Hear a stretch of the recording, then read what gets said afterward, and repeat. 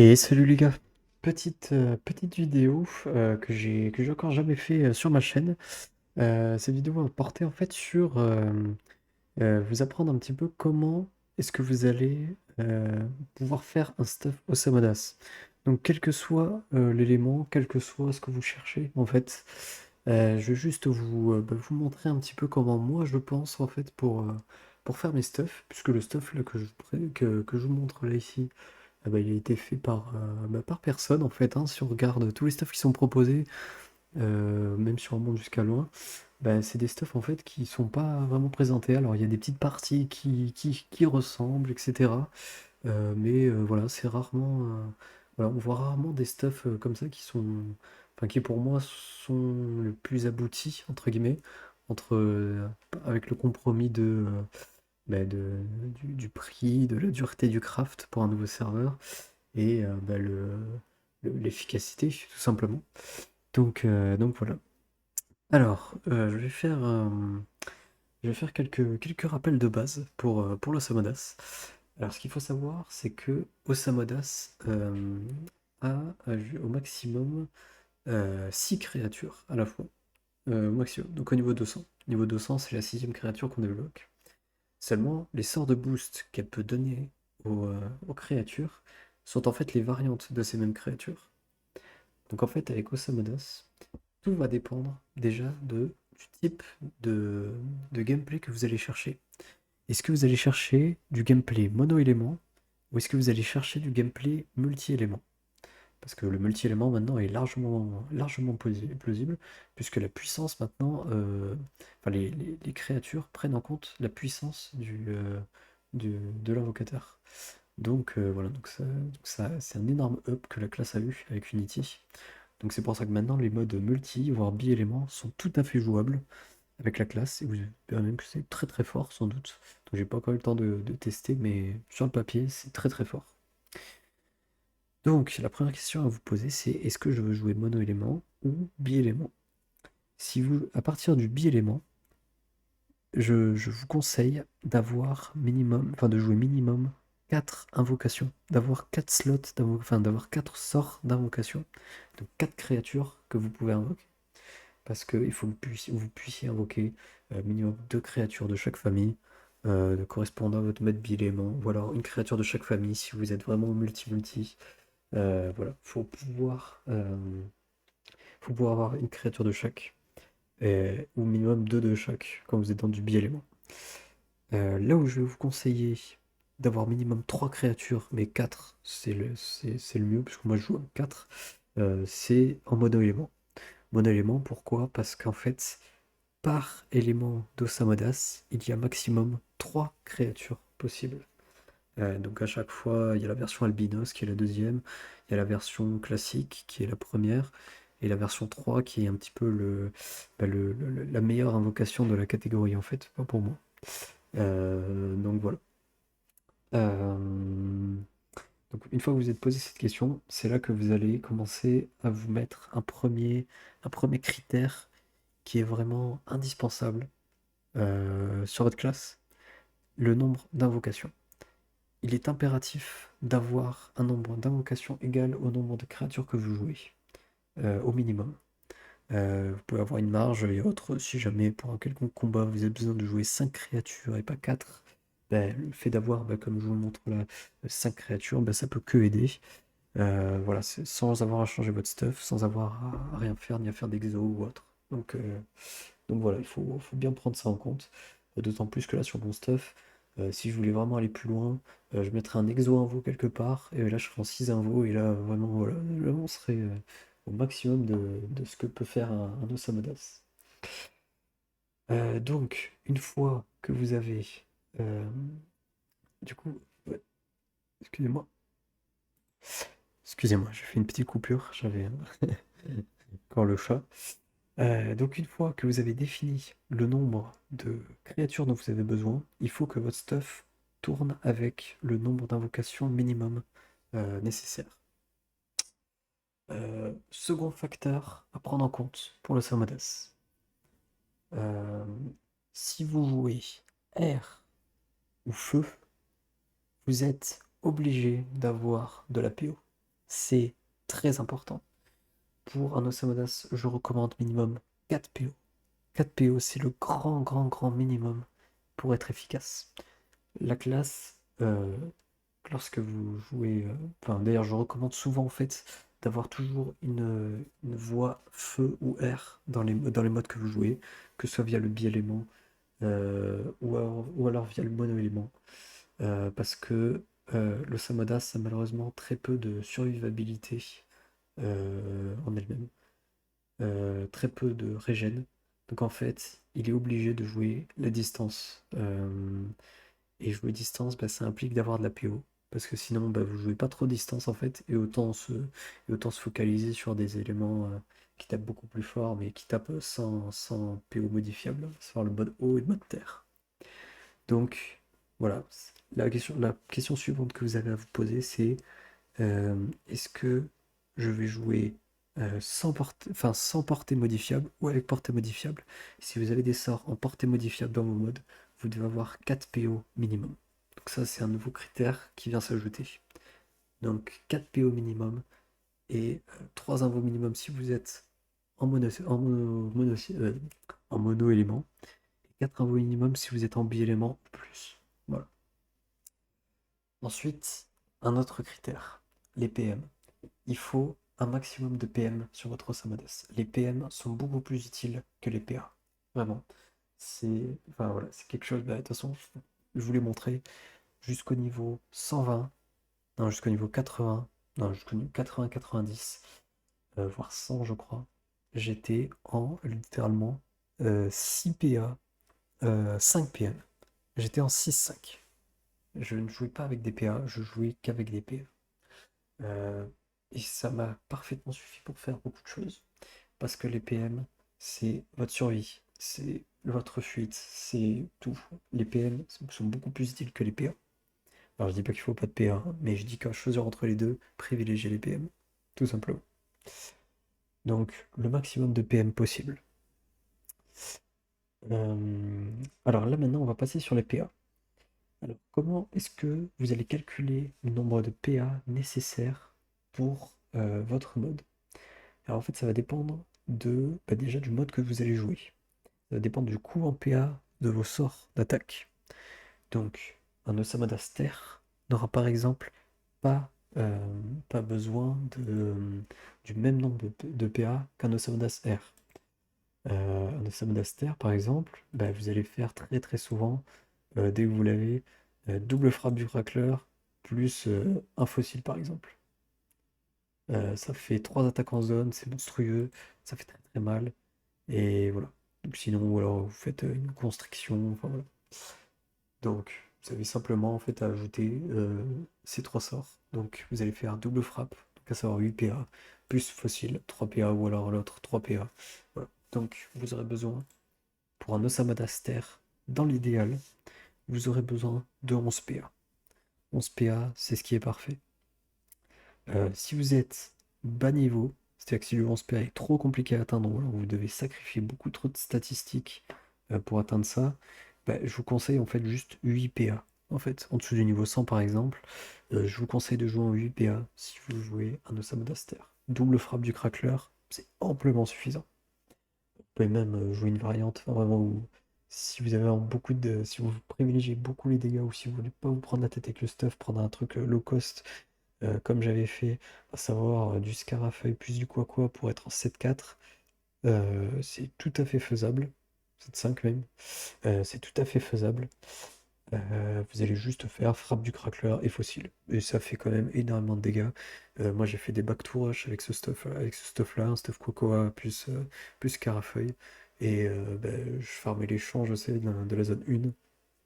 Et je crois que j'avais fait 600-700 points, je crois, à la fin. Donc, ouais, j'avais fait 700 pépites. Enfin, vraiment, ça va très très vite, ça suffit amplement. Et voilà. Si vous jouez mode R, vous n'avez pas tant besoin de PA que ça, parce que les sorts coûtent très peu. On pense notamment au sort Croc Répulsif, donc qui coûte que 2 PA. Vous pouvez lancer 2 fois par tour maximum. Vous avez Canine qui coûte 3 PA. Donc en fait, sur un double Croc Répulsif plus Canine, en fait, vous dépensez 7 PA. Donc en fait, vous faites 3 attaques pour 7 PA, c'est énorme. Là, vous avez Plumeau qui coûte 4 PA. Ça, c'est le sort qui coûte le plus cher. Donc avec 7 PA, vous pouvez faire Plumeau into Canine. Ou alors si vous avez 8 PA, vous pouvez faire double Plumeau. Mais voilà. Donc en fait, le 7-8 PA est très intéressant avec Osamodas en début. Le 10 PA ne l'est pas. C'est pas très utile avant le niveau 100 d'être en 10 PA. À partir du niveau 100, c'est bien d'être en 10 PA. Niveau 100, 110, voilà, vous passez en 10 PA. Bah, j'ai pour preuve le stuff que j'ai actuellement. Voilà, c'est un stuff qui est en 10 PA. Alors, bon, j'ai pas de bonus PA hein, sur ces choses-là. Mais voilà, je suis en 10 PA depuis le niveau 120. Voilà. Ça suffit amplement pour faire tout ce que j'ai réussi à faire. Donc on va retourner hop, sur nos Facebook. Hop, voilà. Voilà. Donc en fait voilà, c'est ça. Vous devez simplement imaginer un tour de dégâts, un full tour de dégâts type que vous voulez mettre en place. Et c'est de là en fait que vous allez calculer les PA nécessaires. En dessous du niveau 100, il ne faut pas jouer en 9 PA, 10 PA. Ça sert à rien. Vous allez perdre beaucoup de caractéristiques. Vous allez perdre beaucoup de dégâts. C'est pas forcément utile. Alors ça dépend des classes, hein. Il y a des classes qui ont des sorts de frappe qui ont des lignes extrêmement élevées de base. Et dans ce cas-là, ben, les caractéristiques influent au final assez peu comparé au fait de pouvoir lancer par exemple plusieurs fois ces 10 sorts, enfin ces sorts puissants. Osamodas en l'occurrence, il a des valeurs on va dire moyennes, médianes en fait, enfin moyennes tout simplement. Et voilà, avoir des caractéristiques, c'est beaucoup mieux, je trouve. D'autant plus que les dommages fixes boostent les invocations vraiment de fou. Donc il faut vraiment privilégier les dommages fixes. Ça, c'est un des autres critères. Avoir le maximum de dommages fixes dans votre élément pour les invocations. C'est ce qui marche le mieux, tout simplement. Donc, bah, je vous ai à peu près présenté tous les prérequis. Donc je rappelle les invocations, l'APO, le maximum de PM pour calculer les PA, tout dépend de votre mode de jeu, et privilégier les dommages fixes. De là, bah, c'est très simple. Je suis d'en créer un avec vous. Admettons, je sais pas, je suis un Osamodas, allez, je suis monté niveau 90, hop là. Et je cherche à faire un stuff haut. Donc moi ce que je recommande, c'est de toute façon mettre 100 de stats dans l'élément que vous voulez. Et de mettre le reste en sagesse. Donc c'est 113, hop, je sais pas, 115, voilà, on va y arriver. 115 en sagesse. Si vous arrivez à être parche 50, euh, niveau 90, c'est très bien. On va mettre 30 de parchoutage, on va rester modeste. Et voilà. Donc, du coup, je vais prendre en compte en fait, moi, je ne regarde pas ce qui se fait sur YouTube, etc. Moi, je regarde vraiment les choses factuelles. Je regarde, ok, donc j'ai besoin d'invocation. Alors, est-ce que il n'y a pas un item? Ah bah tiens, il n'y a pas un item qui me donne invocation, chance, dommage haut, c'est ce qu'on cherche, PS, c'est ce qu'on cherche, vitalité, c'est ce qu'on cherche, soin, bon, ça ressemble qu'un peu, parce qu'on joue pas à feu, mais voilà. Donc bon, là c'est un exemple tout bête, forcément tout le monde prend un appli Blop Royal, mais c'est la démarche qu'il faut avoir. C'est surtout voilà, pour vous expliquer comment est-ce qu'on recherche un item qui fonctionne. Avant d'avoir la Blob Royale, par exemple, ben, il y a celle-ci là, qui est très très bien, ça donne un PA de la chance de l'invocation. Ou alors vous avez ça, PA, PO, invo. Bon, si vous jouez chance, vous n'aurez pas besoin du PO, donc là le PO il n'est pas très utile. Euh, et voilà, enfin, je dis une énorme bêtise parce qu'il n'y a pas de PA, donc non, ça vous oubliez. Mais voilà, il faut être factuel. Vous marquez dans les critères de recherche ce que vous cherchez. Et après, bah, des fois, c'est lié à des panoplies. Vous allez trouver des panoplies, voilà, tout à fait correctes, donc, notamment la panoblob. Donc, on va équiper en entier et on verra si on a à la modifier ou pas. Donc là, on a déjà trouvé 4 items. Qu'est-ce qu'on peut rechercher sur la coiffe? Ben, on peut rechercher ben, de la chance et des dommages et des invos. Ben, là, c'est parfait. Il y a une coiffe qui se présente à nous, qui a l'air d'être tout à fait compatible avec ce que nous cherchons. Et ben là, en l'occurrence, ben, là, on en a une, là. On a, on a trouvé un petit début de panoplie. Donc, Alors les bots, moi je sais pas si je vais les mettre parce que ça tue les bots blob. Il faut comparer. Mais je pense que pour le coup, deux items de cette panoplie, on va voir ce que ça fait, hein. On fait toujours des premiers jets, hein, on fait toujours des premières choses comme ça. Ah, par contre, il faut être 93. Bon, on va se mettre 93. C'est pas très génial. Euh, voilà. Bon, par contre, ouais, donc, du coup, je viens de faire un petit calcul. Je pensais que c'était un bouclier, j'avais pas vu que c'était un anneau. Par contre, je suis en train de voir que les bots blop sont pas si intéressantes que ça. Alors, ce qu'on va vérifier, c'est à partir de quand est-ce qu'on a le bonus PA de la panneau blop. Ben, on l'a à partir du quatrième item. Donc, si on sacrifie les bots, il faut que derrière on ait, euh, il faut que derrière on ait tout simplement un bonus PA avec une panoplie. Donc, ce que je suis en train de me dire, c'est que peut-être, peut-être il est plus judicieux de mettre la full panoplie comme ça, hop, et de remplacer ça par le Gelano, parce que ça, le Gelano, c'est obligatoire. Voilà, vous allez mettre surtout vos stuff, hein, dès que vous en avez l'occasion, vous le mettez, le Gelano. C'est un PA gratos, et voilà. Donc voilà, on va regarder ce que ça donne, parce qu'on a un bonus de chance bon, qui est médiocre, hein, certes, mais voilà, je ne veux rien dire, puisque voilà, bon, de toute façon, l'amulette, il n'y a pas mieux, on ne trouvera pas mieux.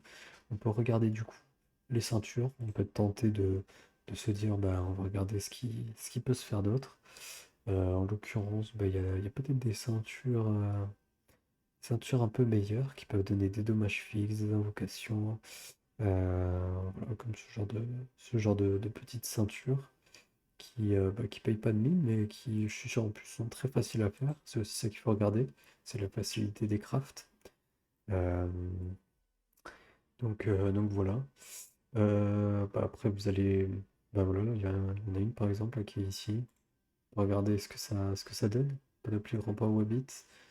Bon, vous voyez que c'est assez, c'est assez limité quand même, puisque ça donne pas de PA. Enfin, moi, je dirais pas que c'est idéal. C'est pas très idéal cette panoplie. Donc,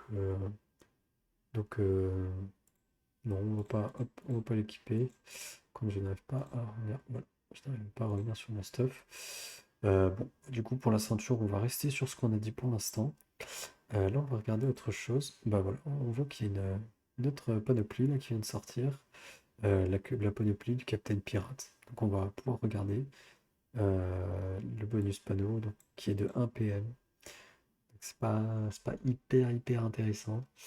Ce qui peut le devenir, c'est regarder les bonus de 2 items. Donc là, c'est pas hyper intéressant non plus. Donc globalement, je pense que on va juste mettre la cape. La cape qui sera sans panoplie réelle. Voilà. Ensuite, on va regarder au niveau du CAC. Alors, je sais qu'au niveau du CAC, je crois qu'en eau, il y a pas mal de corps à corps qui donnent des bonus PA. Donc, pourquoi pas en profiter. Déjà, je vais regarder combien j'ai d'invocations. Parce que là, voilà, là j'ai 3 invocations. Donc, on peut considérer que c'est largement suffisant. D'ailleurs, on va mettre un bouclier. Bouclier. Un bouclier quoi? Bah, un bouclier chef crocodile, je pense, parce que c'est ce qui nous est le plus utile. Vitalité, chance, initiative, pourquoi pas. Et des résistances. Voilà, de la sagesse. C'est tout ce qu'on cherche, surtout en début de serveur. Donc voilà. Euh, Ce qu'on va chercher là, c'est du coup ben, un petit corps à corps haut, sans avoir besoin forcément d'invocation, juste un corps à corps simple. Je pense que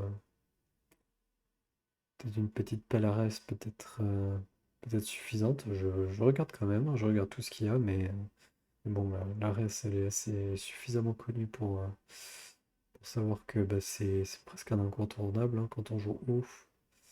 Euh, voilà. Bon, je pense qu'on va mettre à tout court la RS qui va. Voilà, qu'on a le choix, c'est ça, entre l'échec style et la RS. Donc, tout dépend du craft, tout dépend des prix de votre serveur. Mais voilà, je pense que la RS, il n'y a pas photo. Vous avez une invocation en plus. Si vous avez 4 invocations, ça vous servira toujours.